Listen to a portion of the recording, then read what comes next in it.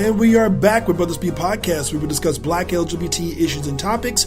And we are doing part 2 of the Les Come Clean conversation with Maya G, where we discuss the differences between gay men and gay women. But as you see in the conversation, we go a little bit deeper and find a little bit more discoveries of what we feel and what things we express. Hey, what do you say? This is Brothaspeak Podcast. And we'll go into the conversation right about now. But go ahead. I'm listening. What's your reason? Okay, all right. When it came down to first off the bisexuality, gay men also, again, they don't want to compete. They use they use this particular idea of, they're disease carriers, but the reality is that's not the case. It's the matter of fact, there's no particular survey or statistic that has shown that bisexual people carry more diseases than gay men or women. There's nothing I've seen at all. But we have seen, though, those who are more within the community who stick with their own. And by the way, it's less black people in the world than white people. So statistically, just because we're small in numbers, our numbers being the fact that we want to still hang around each other and have sex and interact in that way, our numbers are going to automatically be higher than the majority anyway. Mm-hmm. So really, it's really kind of a numbers thing. If we really break it down, the numbers. Now, you may get the same thing for white men, but their numbers, even though the numbers show that the numbers are going up slightly more, especially for the older categories, those in the retirement homes, etc., and also, for black young teens, the early stages coming up a lot more. But that's because there's no gay papa or gay mama no more. They gone. Seriously. There's none of them really can say, come on, baby, let me just show you this is how you got to look at it. And stroking them and carrying them and telling them exactly what it is and what's not. The do's and your don'ts within this community, because you need that. Right. A lot of them are on their own. But as far as bisexual, they're not bisexual. They are gay. They are actually loving another male or loving another male or someone of the same homogeneity. They're saying the same person. Not bisexual. No. It's not bisexual. So we have given them a bad name. And quite frankly, a lot of us cannot figure anything out. Just like you can't figure out transgender. A lot of us cannot figure it out. When I ask my bisexual friend, I have a few bisexual friends. But most of the bisexual female friends that I do have are in lesbian relationships. And I always tell people, if a woman is able to tell a man that she's bisexual, chances are she's probably more gay than bi. Because women that really care for both sex, the true bisexuals, they just identify themselves as straight. They don't even tell you.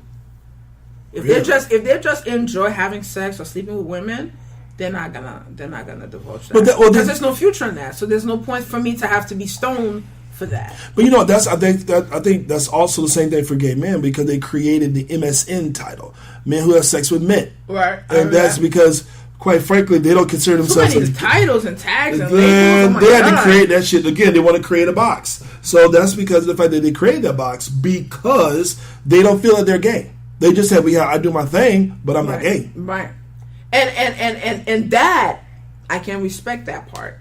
Because that's more being sexual than being, I guess, bisexual, right? It's all of a sex thing, And most women are not going to be okay with a man that have sex with other men. Of course they're not. Most women are not. Of course they're not. But they're not going to sit down and have that. And there's a lot of women that are with men that do have sex with other men. They probably don't know, or they won't admit to it. Yeah. Yeah, no, right. But they're not going to be okay with that. Where, I know guys that have engaged their wives into threesomes and lost their wives. True. Because, some women don't even know what they're into before they find out what they're into. Oh. And then you open up a Pandora box. That's another situation. Yeah, Sex is a very tricky thing. Some people do have sex as a business, and some people, it's the gateway to their heart, to their emotion. Gotta be, sex. Sex is a different thing for different people.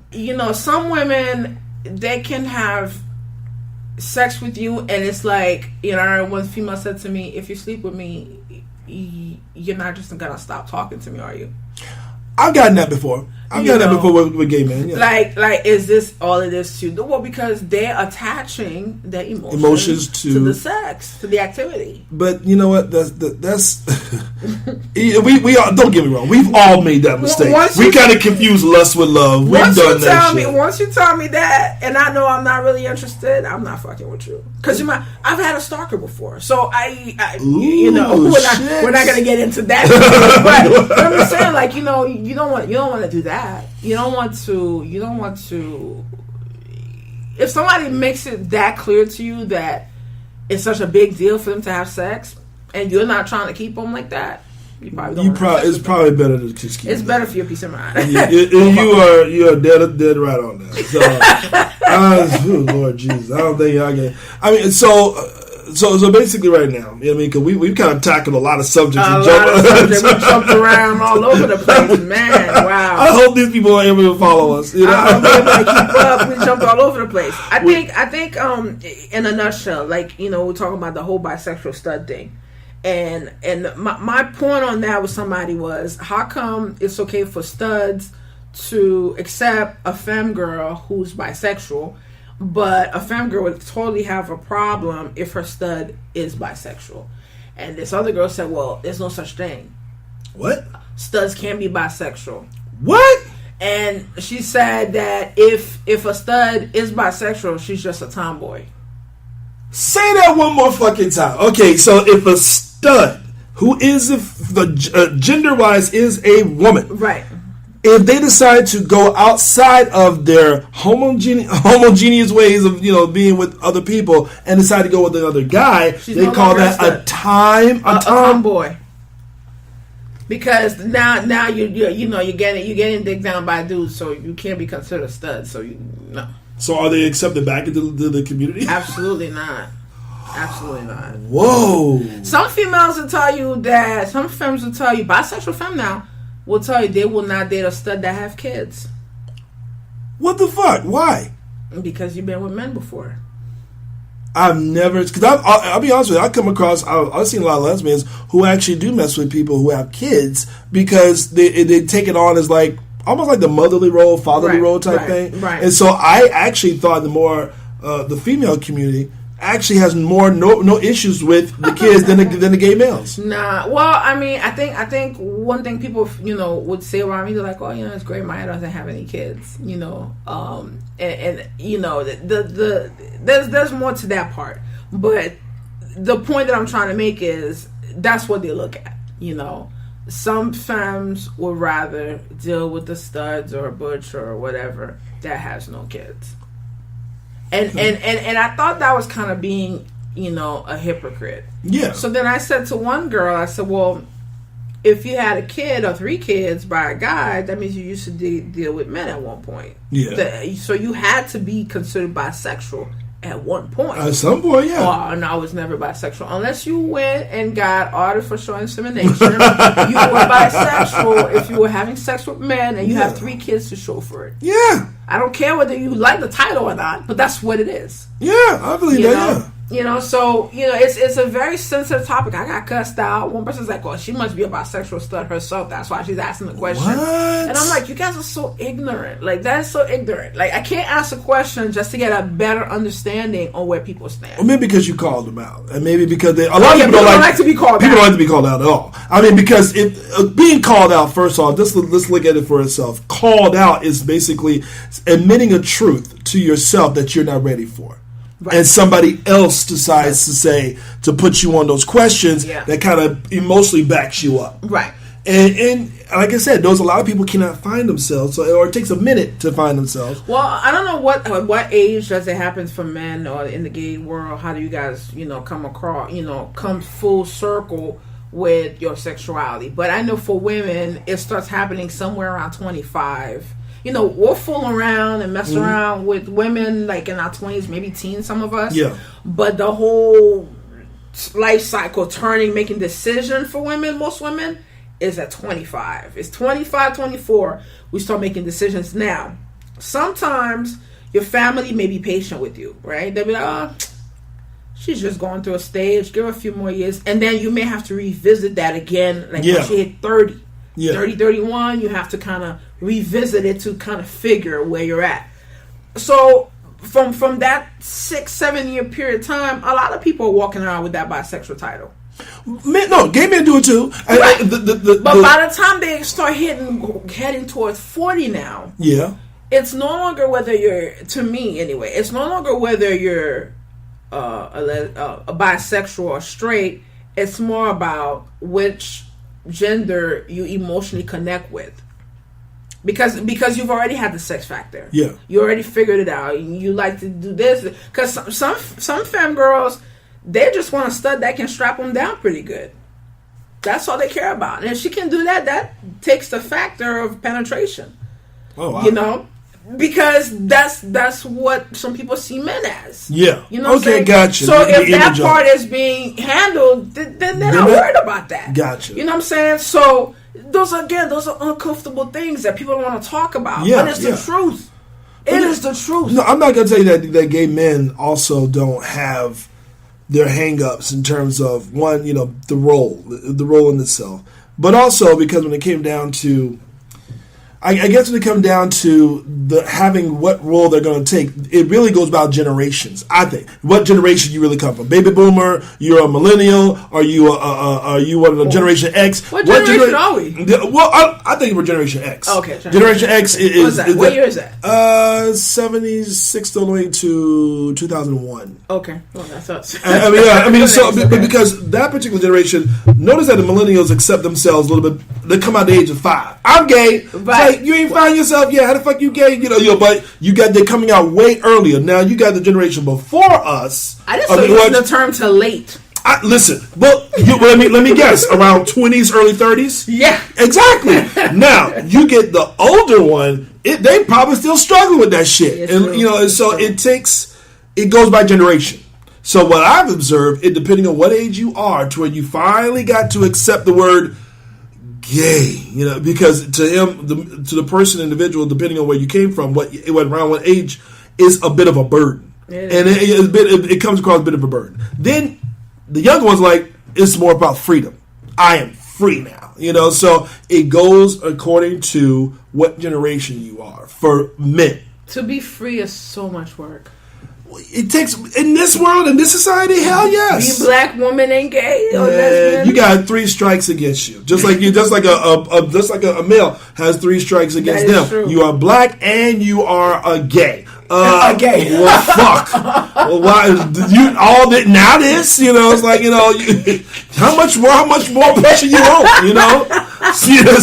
And it's true. And so true. I mean, so it's enough just being black. Just put it out. It really is. So and so now, but don't get me wrong. There are privileges in everything. There are privileges in being a woman. There are privileges in actually being a male. There are privileges in being a black male. Woman. I just wish I was a woman with a penis. That would be like perfect world. Don't you have that option already? Well, yeah. But if I tell you the jokes that lesbian women, like some women, they'll be like, don't they have the penis that squirts? I'm like, I'm sure they do. I think I've seen one in Europe. You want me to get that one? What flavor you want me to put in there? I'm pretty sure it'll be a bestseller. I guarantee that'll be a bestseller. No, they have it though. They do. Wow. They do. And I'm like, but the thing is, I'm so open. Yeah. I can have those conversations without getting no hang-ups, because some sensitive people would be like, well, if you want to fuck with a dude, you should just fuck with a dude. No, I should just let what she likes, and that's okay. I mean, sexual freedom is something that also, when we cross that line in terms of what it is that our partners want, that can be difficult That's difficult. I want you to tell me. Listen, some people can't be dealing with that all the time. You want to be choked? You want your hair pulled? What you need? Some people can't really deal with that, because keep in mind, especially the older you get, you've been in committed relationships, open relationships become an issue. Now I've interviewed several people who actually already find that open relationships is almost like open Pandora's box. It is. They still are committed to one another. They still love each other, but they want to creep outside. And so some relationships can handle it, and some relationships cannot.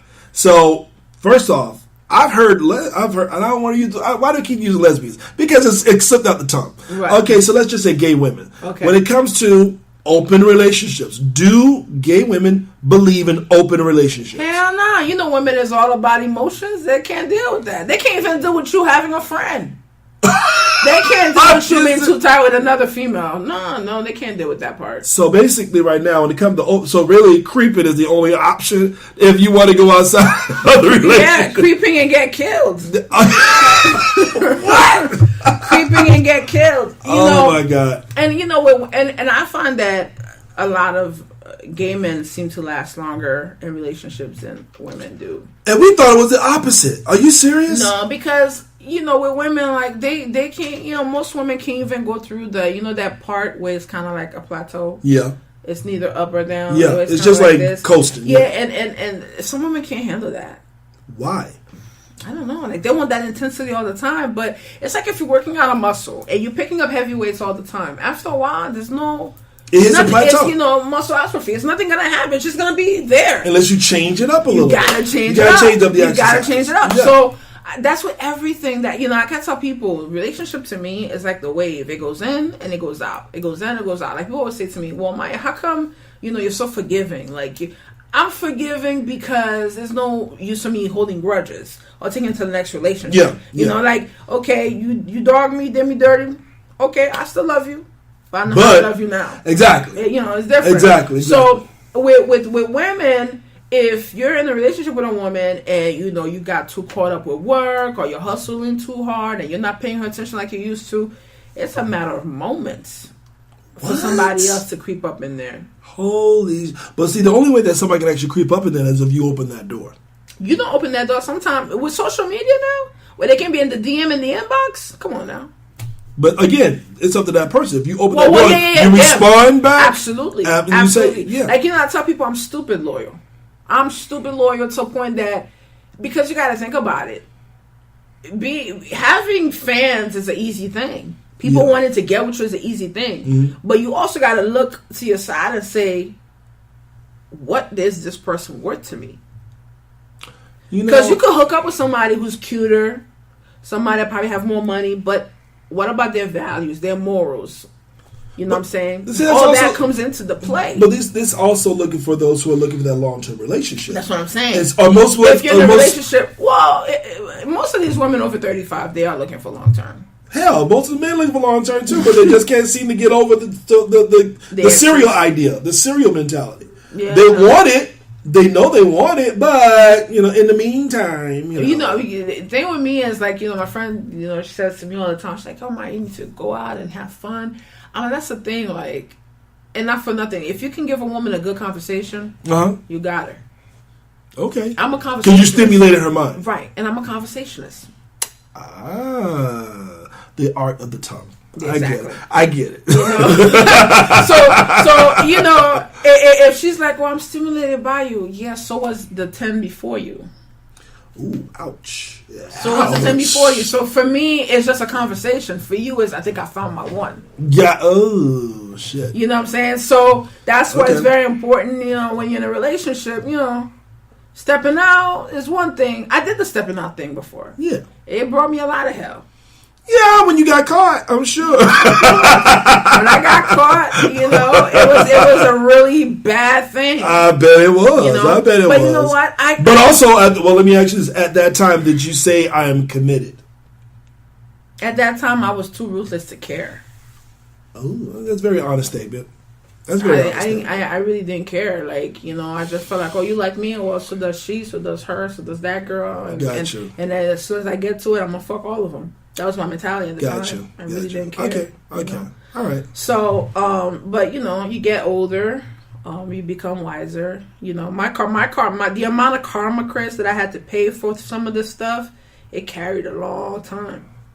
You know what? I do appreciate the fact that because it does take a minute to be honest with yourself, and also because to be honest with yourself is the first person you better get come clean with anyway, and then actually be able to express that.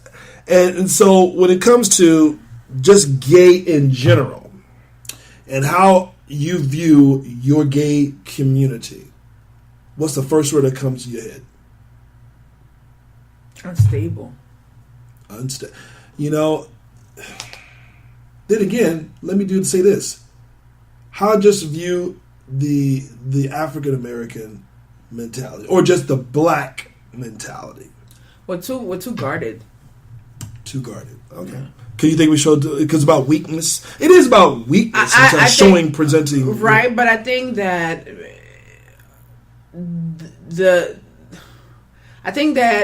we just don't show our vulnerability. We don't show how vulnerable we can get. We're very judgmental on each other. We don't empower each other as much as we should. You know, we're not very supportive. Even in a relationship, you know, I've been with different race, right? I've been with white, I've been with Spanish, I've been with blacks. Yeah. And I felt like I really had a team player by my side when I dated outside of my race.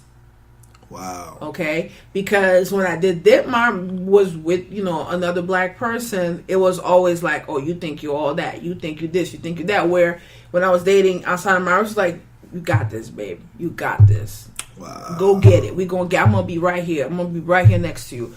I'm not saying that all black women are that way. I'm just saying that the ones that I've dealt with in the relationships. Now, as friends, I have a lot of supportive black females as friends. But as lovers, I don't know. Maybe it's on me. Maybe I didn't pick the right ones. Who knows? Or maybe because for a long time I would go with the sense like I'll let her pick me. Yeah, what do you mean you let her pick you? I let her pick me, and I got this from a guy friend of mine years ago.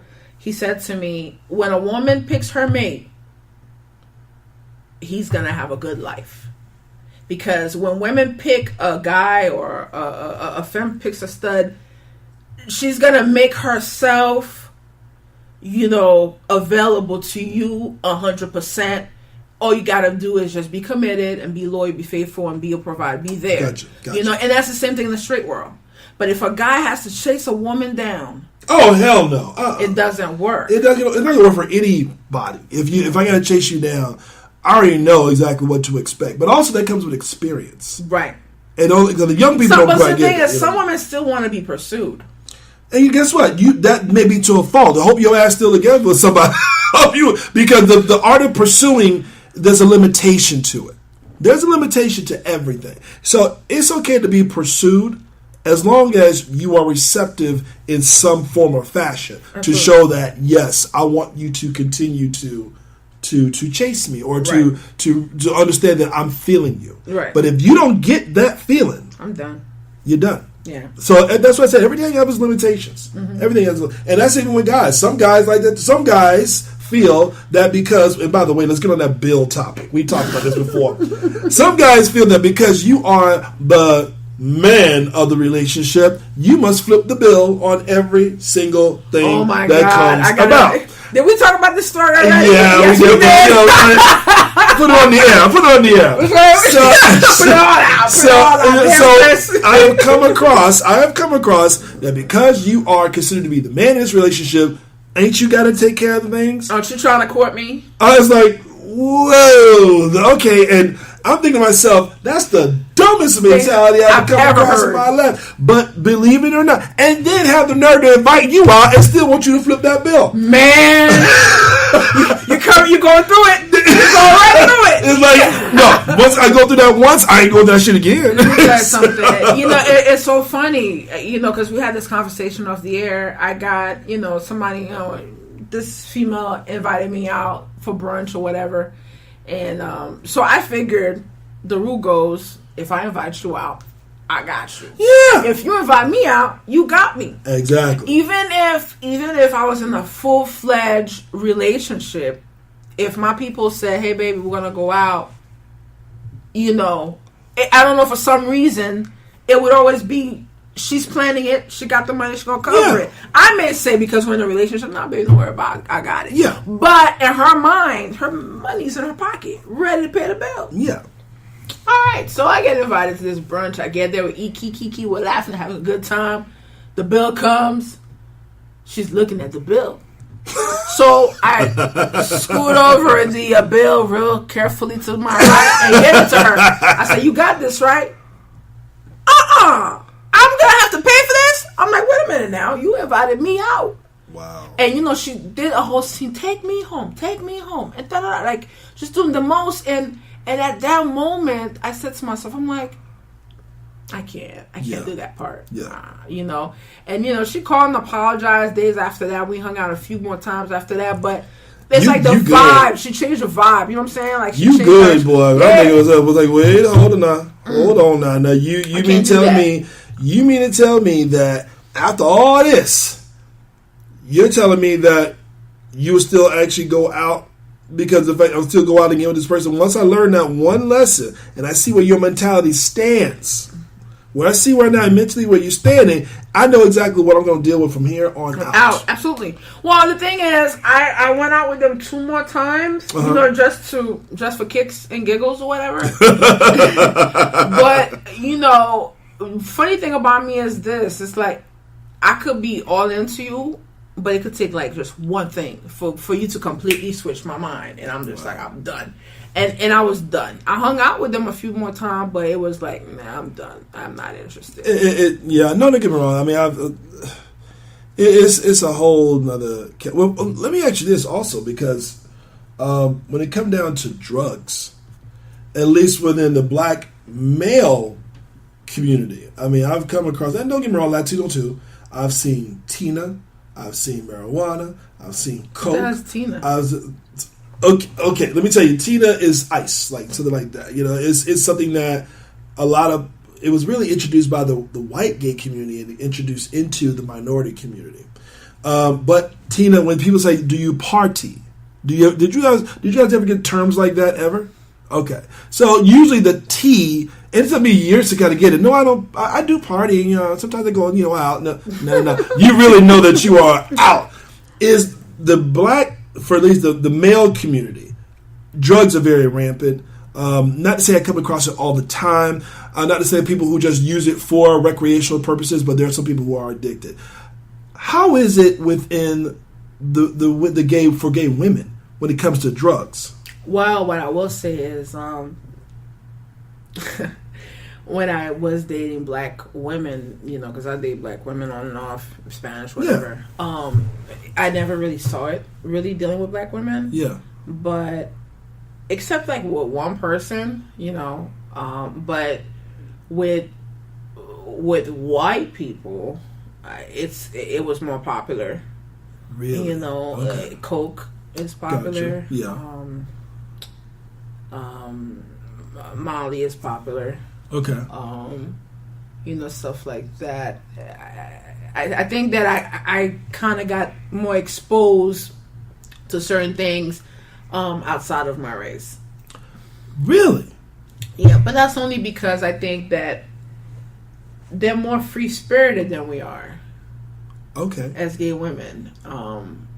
I think that it has to do with that. Because if I was to say to a black female, hey, you know, let's go do a Molly, it depends on who she is. She might be like, oh, you do that shit? You know, if I say, let's go smoke some weed, she might be a little bit more flexible on that.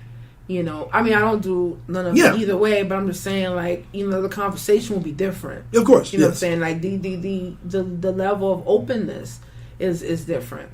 So I think that we're just very, you know, strict. I always tell people, like, I love women, so I love all race. Yeah. So to me, it really doesn't make a difference. But if I'm planning longevity, I'm gonna look at how flexible in terms of how we're gonna be able to mesh without being in a box. Right. Okay. You know, so that's pretty much it. So if I say, you know, let's get a hookah, or if I say we go to Colorado and let's have a smoke, and you know, you're making a big deal about that, I don't know if that would be the, you know, I don't do drugs, but I'm just saying, like, I don't do coke or none of that stuff. So I just would want somebody who's like, if I said, well, let's smoke some weed, they'll be okay with that.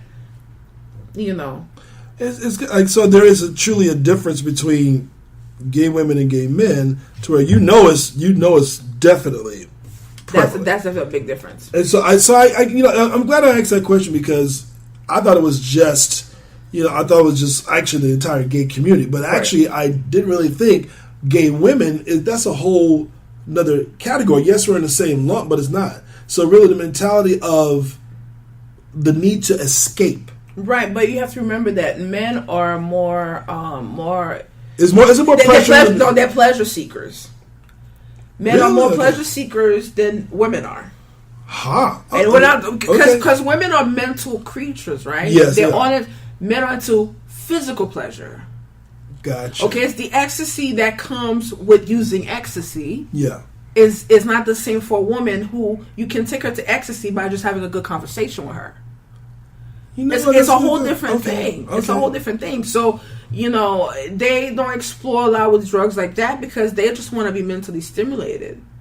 Interesting. If a woman is hopping from left to right with people, it's because she's not yet mentally stimulated.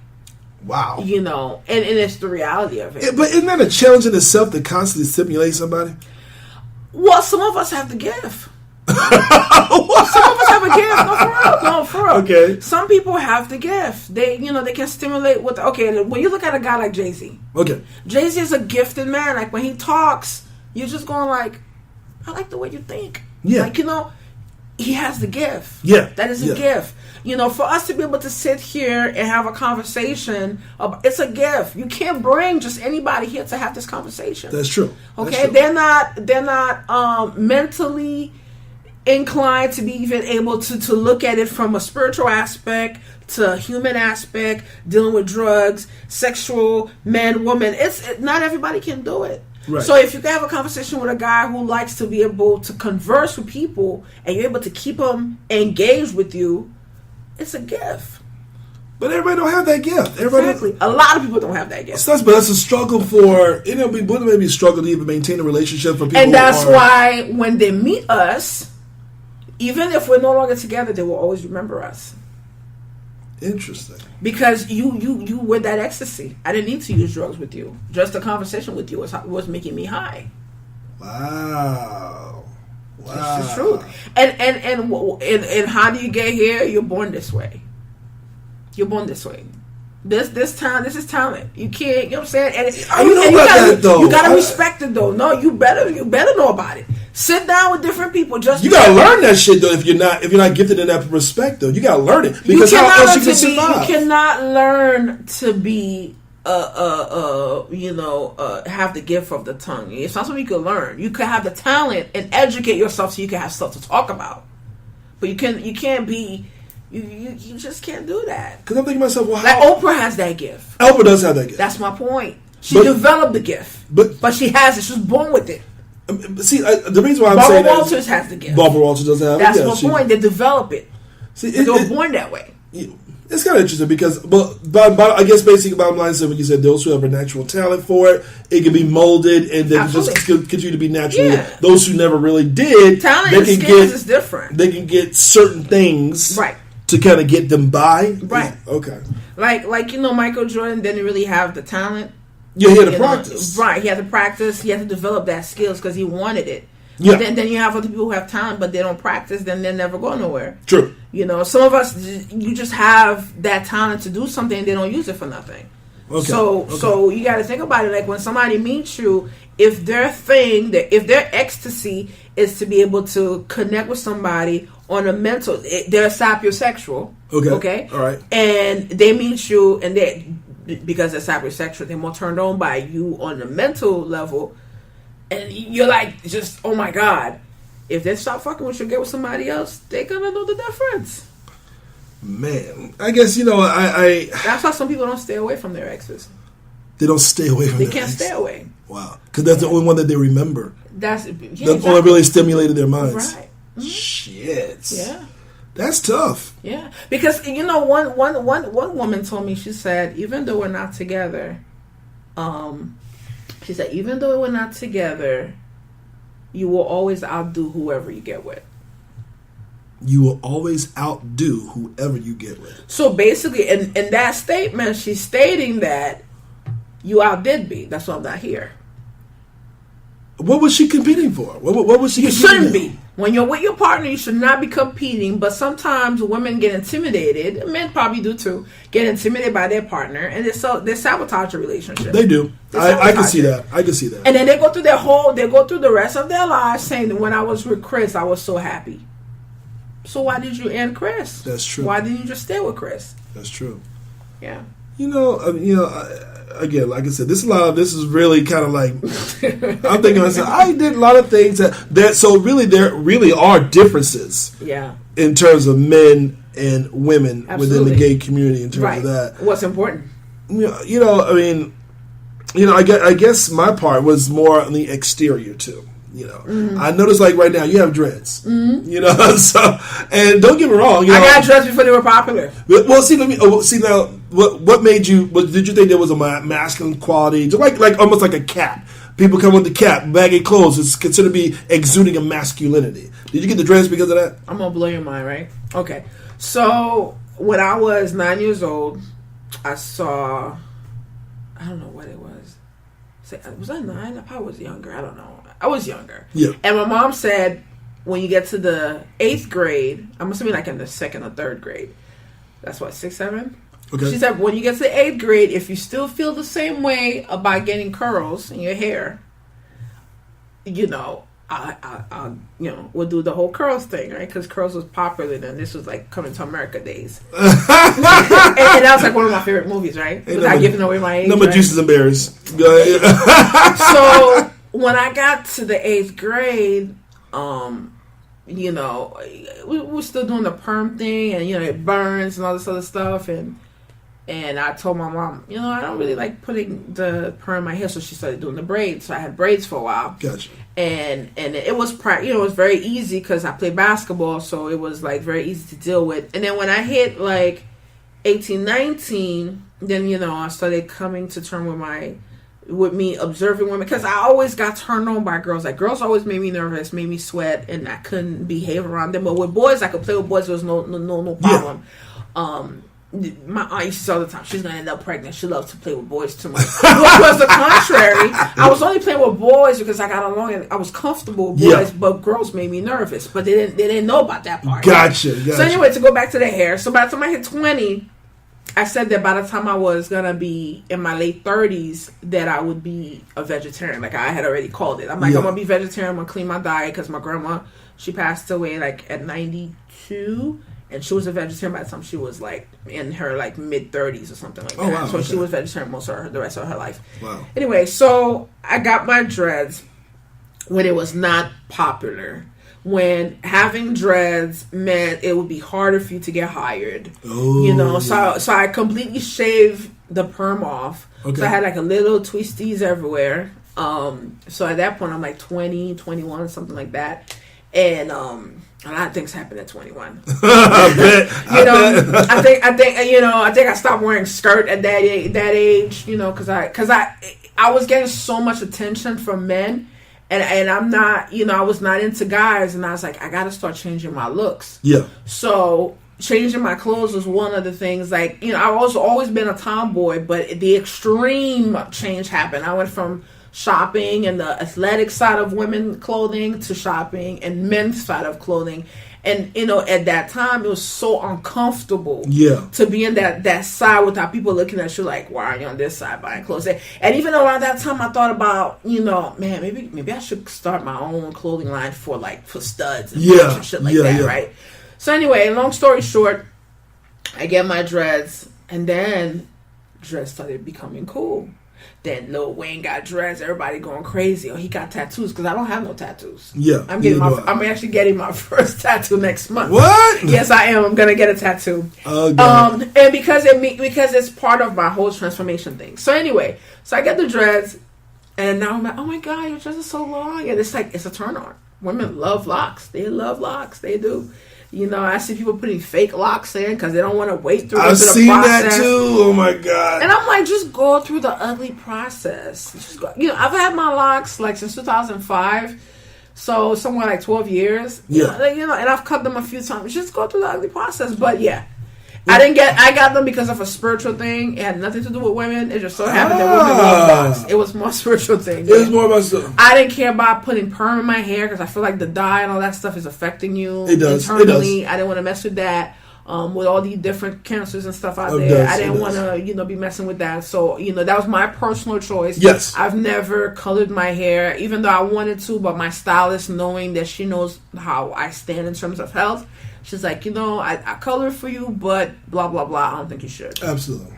Okay. So yeah, that's the story behind getting the locks. Spiritual. Yeah. So what type of spiritual was it? Just more about just being healthy? Was it more about your God, or what spirituality was this? It's more of being natural. Okay. Being natural to me, it's just what we're created to be. Like, we're created to take care of our health. We're created to take care, to work with what we have. Nothing wrong with getting dolled up and doing all that and, fixing your hair. And, femme girls, doing their weave and, whatever. Some girls, they'll plait their whole head and put a weave on because they don't want to damage their hair with chemicals. I get that. And I respect that.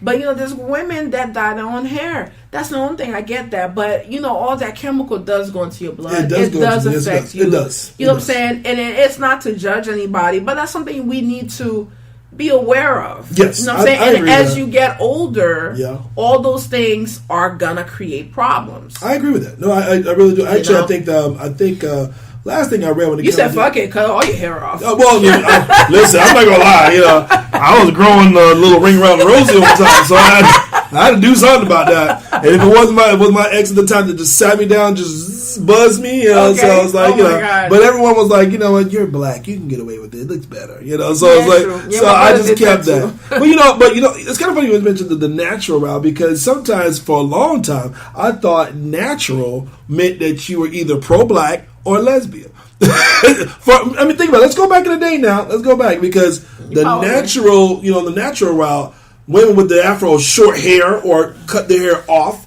was automatically exhibited to be. It was. That natural. But I never even thought about it when I did it. Okay. I just did it because the thing is with me, Chris, I just do what I want. Okay. I don't ask nobody permission for nothing. So now you would say at this particular age, at this time, that you have the freedom that you've been looking for. Absolutely. Okay. Like people say, they wear baggy clothes or whatever. I'm over 35. So for me to wear baggy clothes just to make a statement, it just doesn't make sense to me. It doesn't. You know what I mean? I wear clothes that fits. The clothes that fits. I don't wear stuff below my butt. Yeah. But when you get to 35... It's a different threshold. And even if you're dating a woman who's 29, 30, she's only dating a 35 plus year old woman because she's seeking that maturity. She doesn't want to deal with that little kid that's hanging pants down their butt. I'm not saying that they're wrong or they're right. I'm just saying that there's a point of your life that you get to that you need to look respectful, so you can be respected. So if I go to a high-end spot for hotel or a restaurant or something like that, I'm not looking like a clown. True. Okay. Yeah, I'm lesbian. I'm a butch. I'm a stud. Whatever you want to categorize me, but at the same time, I look good doing it. Okay. All right. You know what I'm saying? And I think that comes to a point where you have to be comfortable and love yourself enough. To look good doing it. Okay. Okay. That's from what you're eating. Who you praying to, you better believe in something. That's true. I do believe in that. Once you taking care of yourself on that level there, then you can enter a relationship with someone, and even if they're not too sure about certain things, y'all can grow together. So wait a minute. And to me, that's what the alpha female is all about. So wait a minute. So religion in itself, because I still think personally, I have my issues on religion, but I'm not going to. Well, I don't practice any religions, if that's where we're going. Well, that's the thing. Think about this: do we practice religion and not spirituality?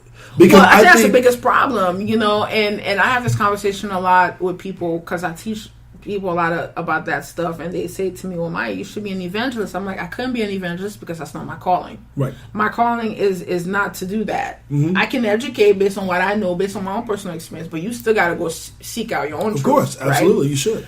With religion, like anything else, like black lesbians with black gay men, none of it gets along. It doesn't. Okay. It really so to me, it doesn't make sense to really. I don't think you should belong to any particular religion. But again, to rewind back to what we're talking about, not everybody has the gift to understand much of anything. So by having religion there, it puts them in a position where they better believe in something. So in other words, if you really have not taken time to seek, it's almost like you have no brain, right? You have no brain. Yeah. Right? Ooh. If no fear Yeah. is installed into you, Yeah. you will just go rampant and do whatever. Okay, so in other words, by having basically, religion there, Uh-huh. I can't say it's a bad thing. Religion is great for those who are not willing to sort out the truth. If you don't want to go find out what the truth is, by all means, be part of the religious category. Absolutely. Gotcha. And I respect all the evangelists because they're doing a good job in keeping the world safe. Because people need to have something to believe in. It's a lot of work to really have that relationship with God. It really is a lot of work. It takes a minute, you know, because if you step away from religion, you step away from the church, and you try to figure it out on your own, it's a lot of work. It's a lot of work. You know, it is a lot of work. And the whole when I say that I truly believe, you know, let go, let God, like that is a statement that I truly believe. It's hard. It is. But I really do trust God, and He never failed me. I always get what I asked for. I saw myself being where I'm at now in my life years ago. Yeah. And I really believe. I tell people, like evangelists, I tell them, I believe in God more than you. And you wouldn't even know that. They're like, why? I said, because I believe that God is bigger than the Bible. It is. It's way bigger than that. Yeah. You know? But I respect you, though. I respect you, the fact that you're seeking it out your own way. And I think that's why I got into meditation, which I don't understand why the church doesn't meditate. It talks about meditation in the Bible. Right. It's absurd. They're like, oh, you're supposed to pray. I said, well, if you're doing all the talking, when are you listening? And by the way, prayer and meditation, a lot of people put meditation in different categories. It really is the same thing if you really think about it. It's not. Because when you're meditating, you have to quiet down your mind. Uh-huh. And you have to basically open yourself up to where it's completely blank. Okay, absolutely. Okay? You're absolutely and prayer, you're having a conversation with God. You could be going through your list of gratitude, where you're telling God what you're grateful for. But aren't you doing that with meditation as well? No. In a sense of meditation, because sometimes because this before meditation, and then sometimes with meditation, even though you are clear, you are more given that. You're also concentrating on yourself, but because you're receiving in meditation with prayer, you're giving. It's just not the same. They should be together. Isn't it more of a concentration, though? This is how it should work, okay? And if you talk to all the gurus and the yogis, they'll tell you this. You're supposed to, express your gratitude first, which is prayer. Gotcha. And then meditate. Really? And that's why you're supposed to pray at night, meditate in the morning. No, I've never heard of that one. Because if you think about it, if you pray at night, when you meditate in the morning, whatever you had a conversation with God about, whatever, you're seeking answer, because, there's a prayer that says, God, just show me. And usually when you say, God, show me, some crazy shit about to go down. Because for real shit gonna go down, and you gotta be ready. It's always like that. Because the stronger you feel like you need to ask that, the crazier things about to get. Now, if you're going into the day, what exactly are you praying about? You prayed at night. In the morning, you're asking God to prepare you for the day and to be able to receive everything that come through and not lose your cool, right? Yes. And then you go into meditation. And then whatever message you get through meditation, whatever, that's how you carry it through your day. At the end of the day, you're praying, thank God for keeping me safe. Right. I'm grateful for my life. I'm grateful for my family, blah, blah, blah. Amen. May I rest in peace through the night, wake up in the morning, whatever. Prayer, done. Go to sleep. No. The more you discuss that, because I get both of them and how they're actually connected. But yes, you are right in terms of, because I think sometimes prayer is used incorrectly. It sure is, and it's very incorrect. We're telling, give me something, give me something, give me something. But the reality is, you're supposed to it should already exist. Right. If it already exists, all you should be saying is basically thank you. But go. You know what? We're now on the same page. So, but with religion, and we have been growing up in the Judeo-Christian society as a gay community, same religion that bashes us, that's why a lot of people also go to non-denominational. Absolutely. And, it's kind of funny because as a community, we always say that we're very religious. Right. We believe in God. We believe in it. But how much? But you got to remember when we got introduced to God. Through slavery. Right.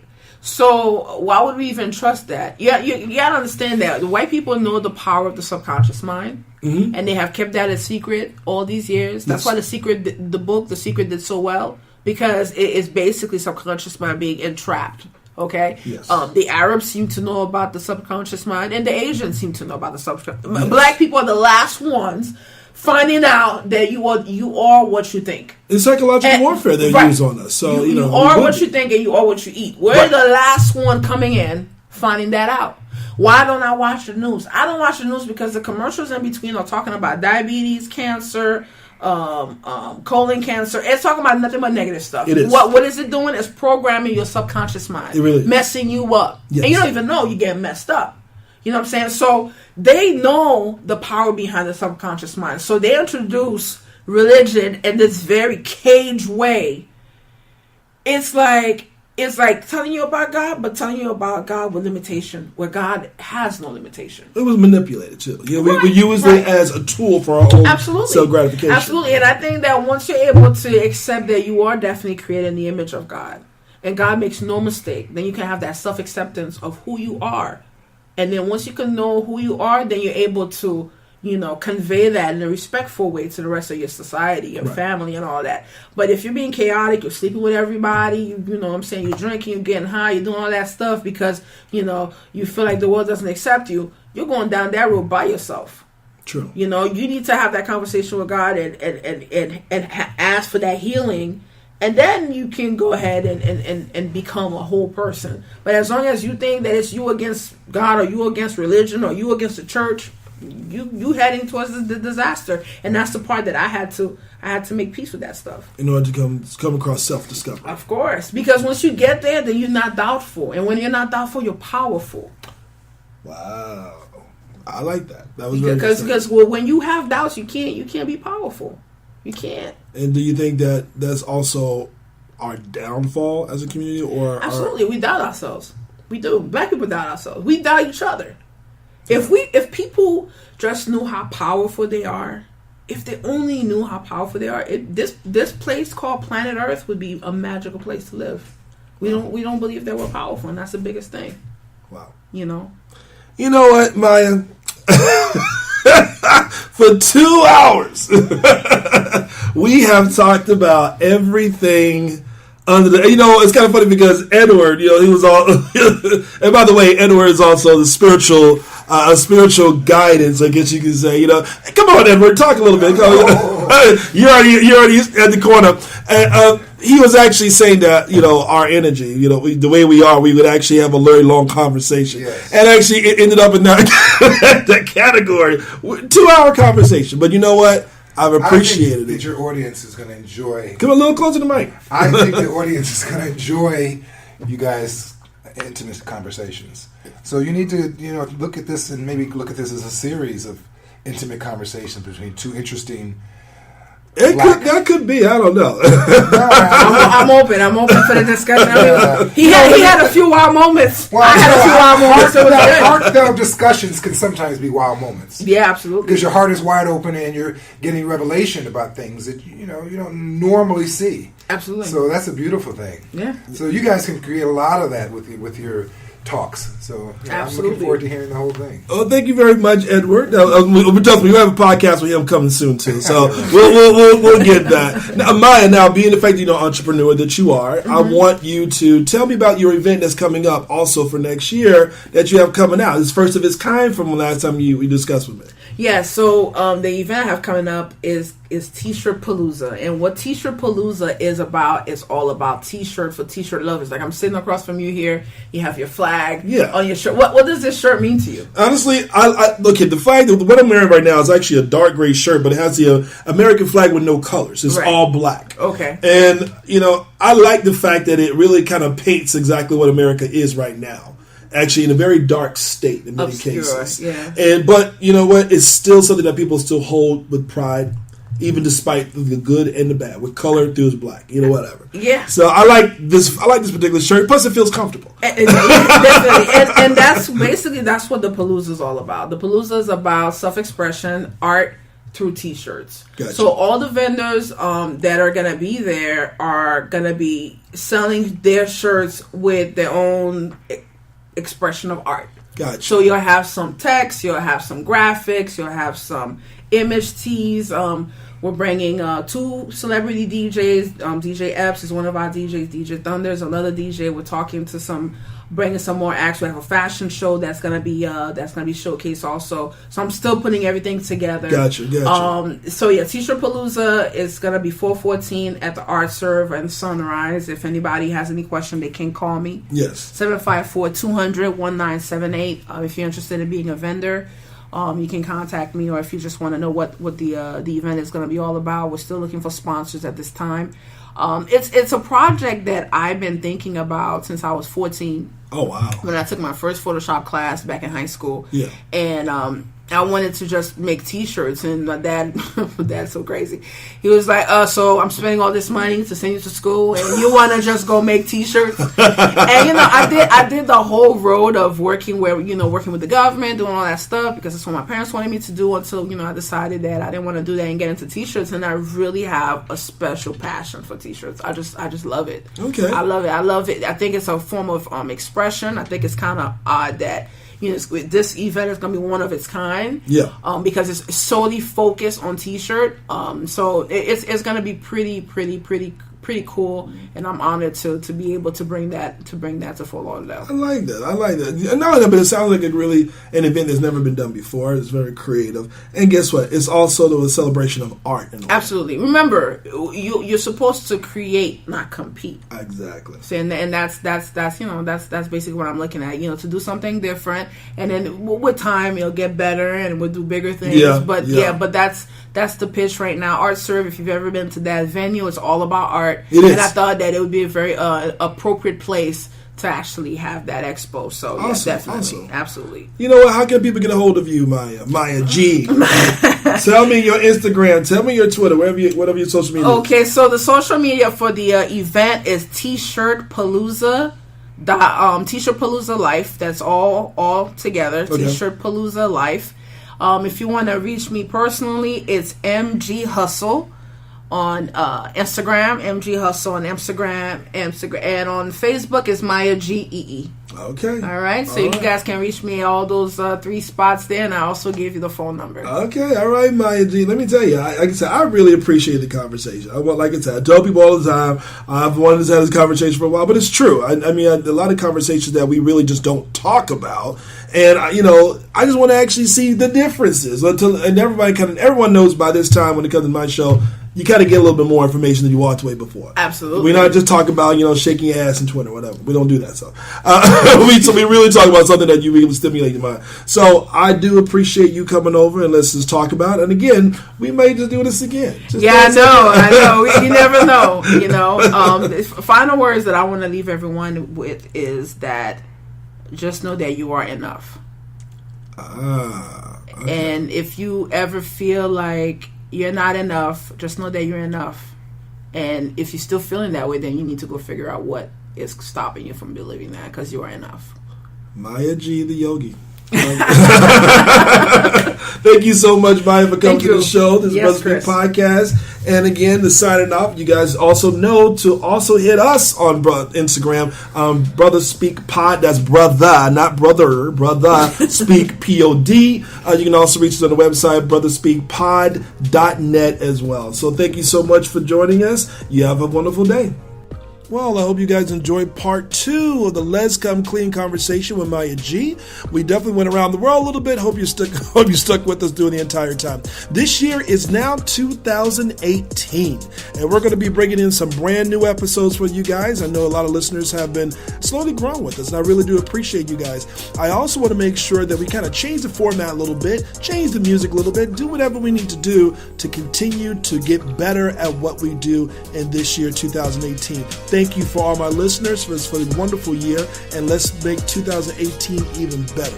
Love you all, and see you next time on Brothaspeak Podcast.